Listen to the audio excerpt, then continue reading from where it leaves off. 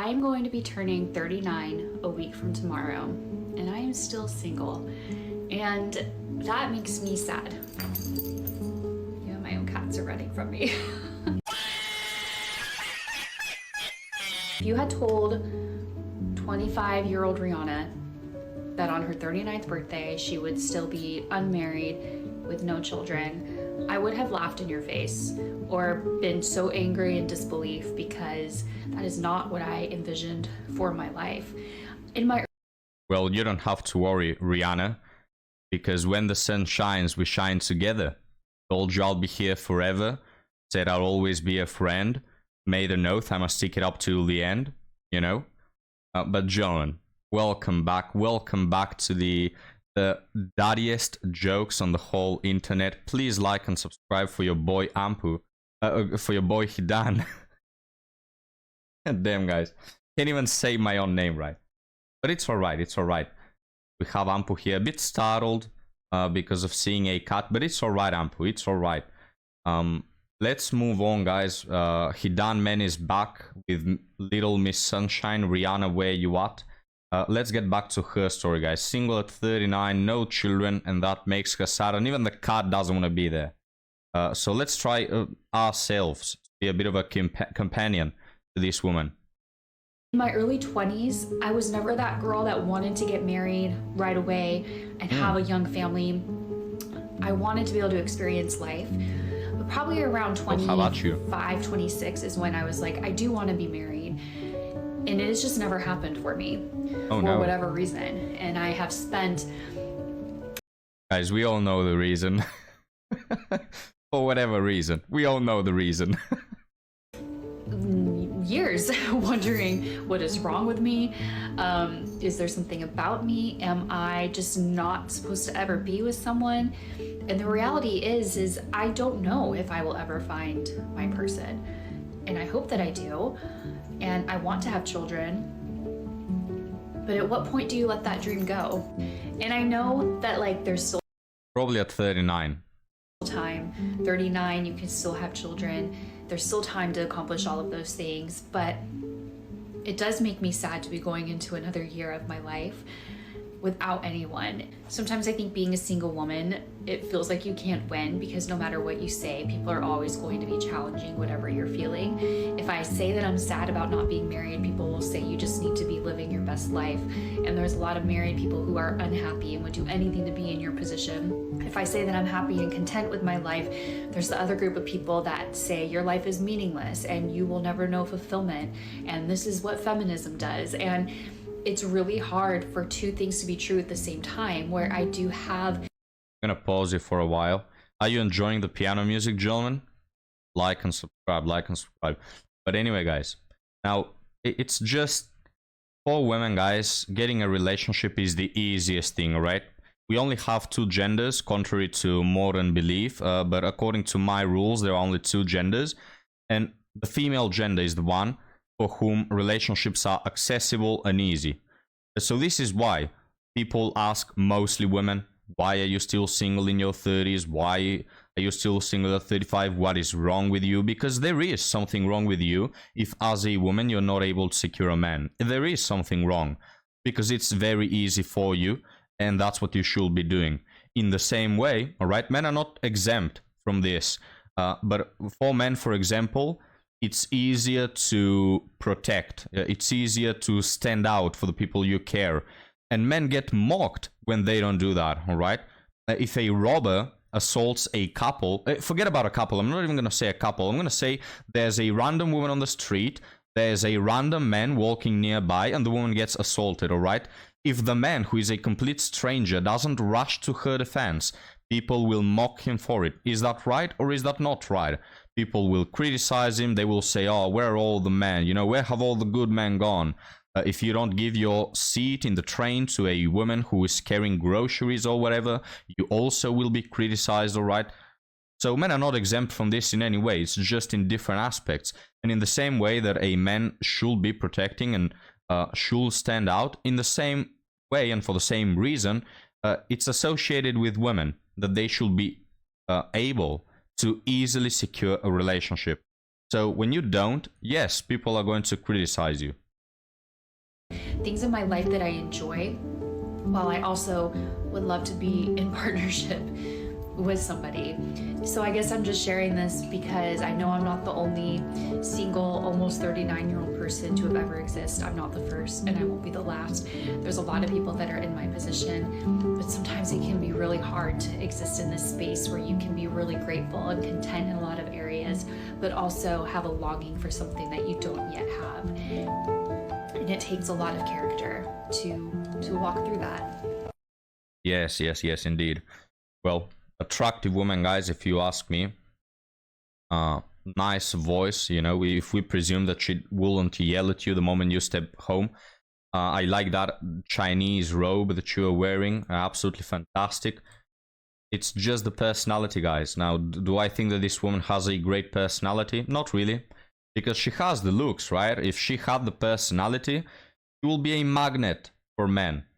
So it's either high standards, unreal expectations that have made her dismiss all the men that have wanted her, or either she's an apple that looks good on the outside, but not so much on the inside. You make your bets, John. Now let's move on to what? You guessed it, another woman, guys. This one 40, who is is not very happy, as you can judge by her facial expression. She's even looking at me, you know, like, Hidan, are you going to blame me for being single at 40? What are you going to do? Well, let's find out. Ladies in your 40s or 50s, or any age, honestly, do you ever feel good? I'm not even saying great. Do you ever feel just good? Like, you wake up and you're like, oh, I feel good today. Like, do you ever feel that way? I'm just curious, because I can't seem to get there. I mean, look, guys, some of you patriarchal pigs will laugh at this woman and will say, haha, that's what you get for dismissing us in years prior. That's what you get for making wrong decisions in dating. But guys, actually, the real reason for this woman being single at 40 is not that she has made bad dating decisions. Actually, the reason why she feels bad is because she suffers from a very rare condition called ligma. All right, and so there's that.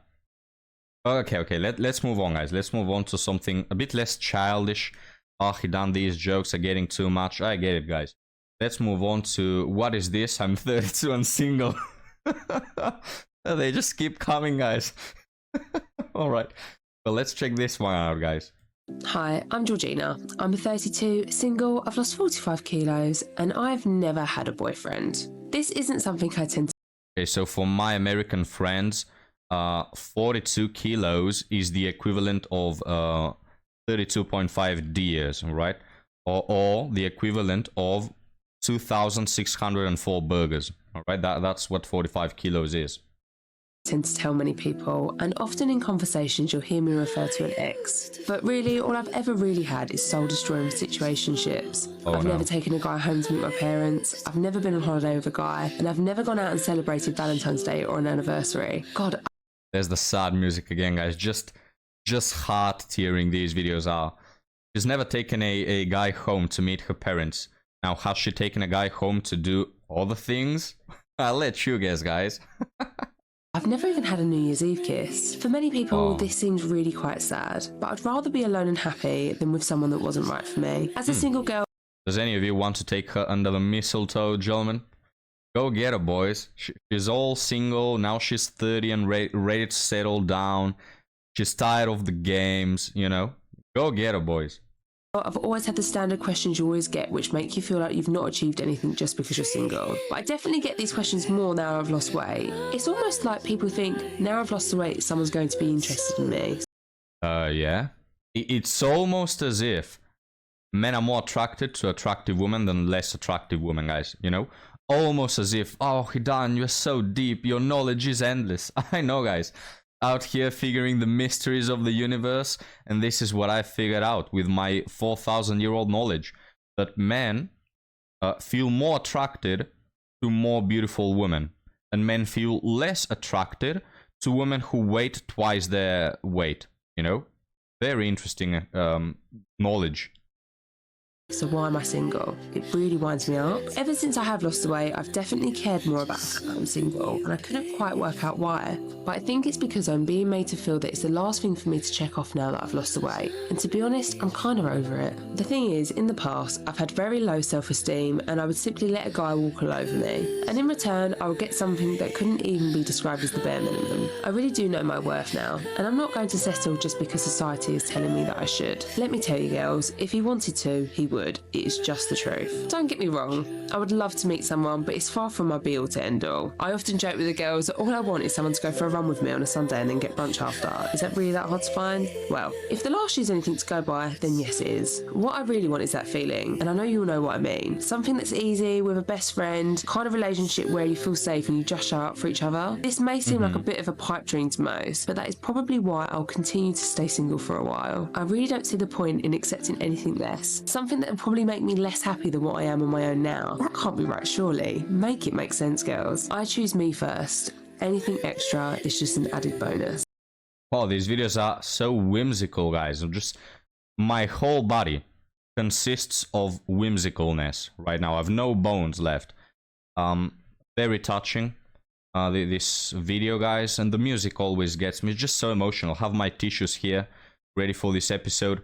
But yeah, I just told you guys, I think it was like 30 seconds ago that she said something along the lines of, now I know my worth. I won't let guys walk all over me just like I did for the past decade. Yeah. I just want love, you know? Oh, I'm a hopeless romantic. I just want love, guys. Someone to hold hands with, go to a walk through the park. Is that too much to ask? Well, actually it is, now that you're in this position.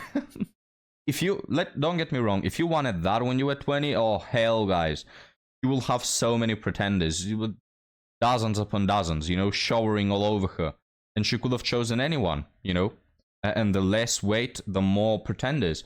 But then we are at the position right now where, well, you've already allowed a certain amount of men, between 5 and 50, I don't know how many, that have walked all over you and have not paid anything to have your company and your body. You have given out your body, you know, to all these people who didn't want to provide anything in return. And now you want the next guy to pay the bill. It's just, come on, man.